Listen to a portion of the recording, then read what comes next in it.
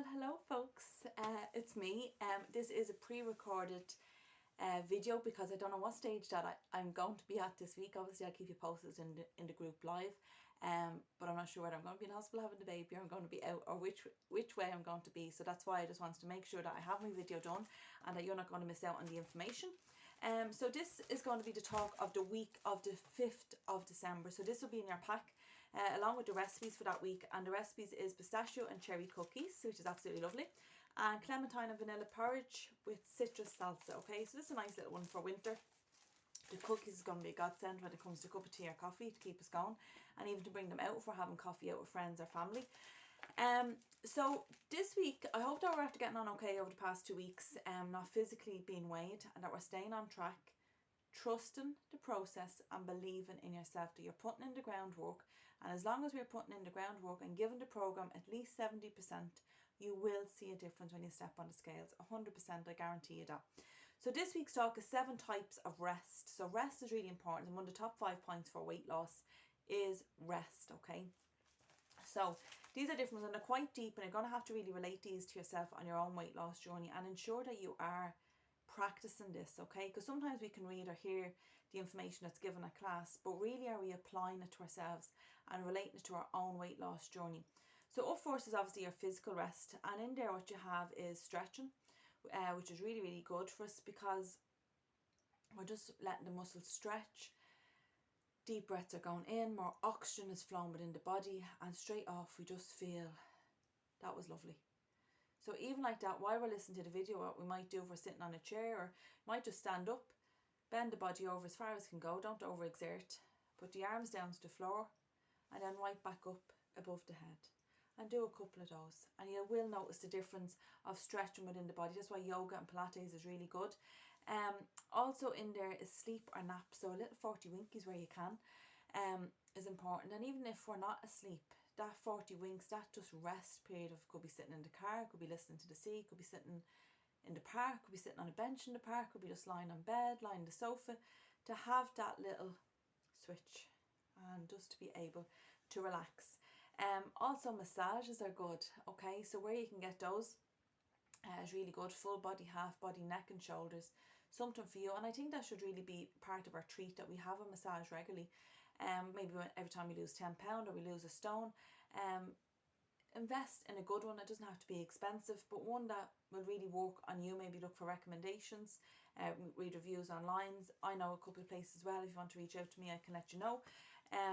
And it is really important, if you like massages, to have that as part of your routine, part of your habit, as a nice little treat as well. I love having one of them.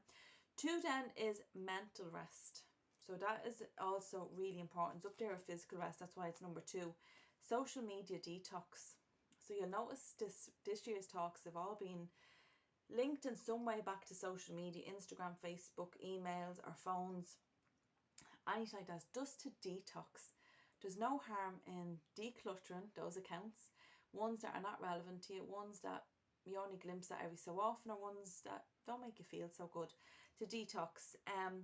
Brain dump your thoughts. So a little box up here, and just like a basketball in the net, football in the net, just dump them all there. I'll come back to you when I'm able to deal with it. Rather than taking on too much and overthinking and overanalyzing, just dump them there, park them there.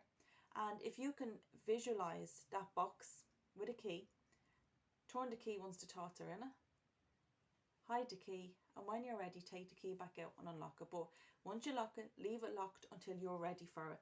Next then is taking breaks. That's really important. It could be a little weekend away, it could be holidays, it could be breaks throughout the day, rather than sometimes we're just so go, go, go, go, go. And I know before I had the baby, I felt like that. I felt like I was on a Ferris wheel, and that wasn't my own doing, because I just couldn't sit easy and constantly keep going. And then when it was time to take a break, when I was exhausted, it was time to go to bed.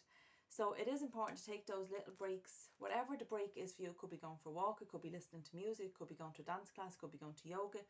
Have that break and make that time. Don't feel guilty about taking a break, okay? That is important, and especially when we're working, if we're working from home, even more important. And if we're obviously working out in an office or wherever our employment is, to take breaks. Because believe it or not, a lot of members will say to me, I work through, or I was working late. It is important to take the breaks, and under law you have to take your breaks, okay? Number 3 then is emotional rest. Okay, so this is a deep one. Stop the things that drain you.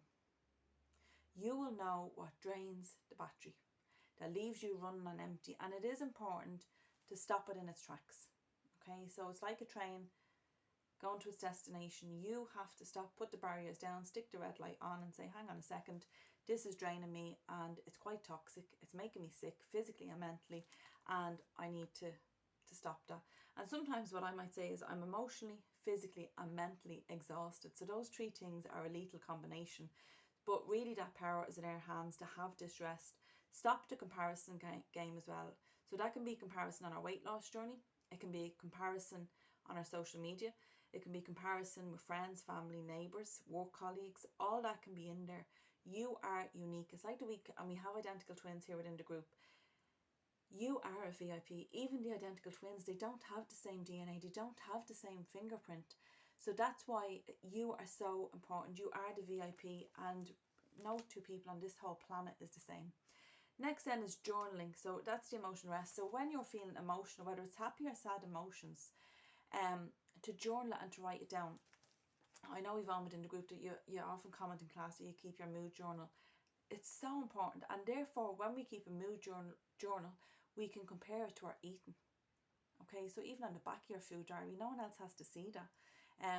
So that's 100% private to you. But journaling the emotion, because it could be certain times of the month, it could be a certain situation, it could be a certain room, it could be a certain person that makes you feel a certain emotion. So to journal that down to see if there's a pattern. Next then is social rest. Okay, so in there, alone time. That's magic, alone time, and it is important to make that. And sometimes, I'm sure we've all kind of felt this way at some stage, that you can feel quite alone in life. You can be in Crow Park with 80,000 people, but still feel lonely. That's the word actually, sorry, not alone, that we can still feel lonely. So to have that alone time where it's just you and you can just gather your thoughts. You can just hear silence. Like when I stop talking, I can hear silence. And that is magic, and it is important. It could be a long time getting the nails painted. For the men, it could be around the golf, watching the football. It could be going for a pint. That alone time is really key to find ourselves again, because we give a lot of our time to other people. So it's important to give it back to yourself. Quality time with the right people is really important. The people that energise you, lift you up and lift your mood. Say no more often. So that's part of your social rest. And it is key to learn the word no. And what helps me is to say no and to walk away, or if I'm on the phone, move the conversation on if I'm after saying no. If I hang around and wait for the reaction of me saying no, guilt starts kicking in. So it is important to practice that word no. It's not selfish, and you shouldn't feel guilty about saying no. I'm sure people say no to us and we don't think anything of it. But when the shoe is on the other foot, we kind of start to feel guilty that we've said no. Next then is number 5, sensory rest. So dim the lights. That's why they'll always encourage you to have your phone on dark mode at night, not to have that blue hue, because that blue hue is a trigger for the mind and will stimulate the mind, and it will stop that your body rhythm clock, your circadian rhythm clock, which is here in the brain, and that melatonin sleep hormone to release. So it's important to dim the lights, sit in silence. No harm sitting in silence. It's actually really nice, and you can just start to enjoy it, and you enjoy it the longer that you do it. Listen to the ocean. So great apps on the phone for mindfulness. White noise is also really good. Sometimes if we can get a chance to drive to the wooden bridge, or drive where the sea is or the ocean is, again, just listening to that, it can be quite calming and quite relaxing. I love going to the wooden bridge and listening to the sea. Number 6 then is creative rest. So you have in there walks, go to a gallery if that's your thing. Unusual environments, nature, could be the rose garden, the botanic garden, things that's out of the comfort zone that we don't normally do. And at least then you can say that you've tried it. And if you don't like it, that's fine, and we don't have to do it again. But it is important to have that creative rest. It could be drawn. You will know what gives you that gist, and that gives you that mojo of the creative rest. Number 7 then is spiritual rest. So some of you might say in the group, well, I'm not a spiritual person, I'm not a religious person, and that's absolutely fine. I want to cover the material because it is part of the programme and the 7 types of rest. Meditation is really good. So it's not about religion. Meditation is good just to gather our thoughts. It's linked in there with mindfulness. Voluntary work is also good. Charity shops are always looking for it. Dogs Trust. There's many different ways that we can volunteer our time if we wish to do that, and it's a good way of giving back. Also, praying is in there as well. The power of prayer can be there, if that's our thing. But again, that's a personal decision, and I am just covering material on that. So I do hope that we're keeping well. As I said at the beginning, trusting the process, keeping the food diaries and that you've sent them in to me. Watching portion size, watching the carbs, drinking our water is really key, and a little bit of exercise in there, folks, as well. But speak to you all really soon. Any questions, get in touch. And I'll chat to you again next week. Bye.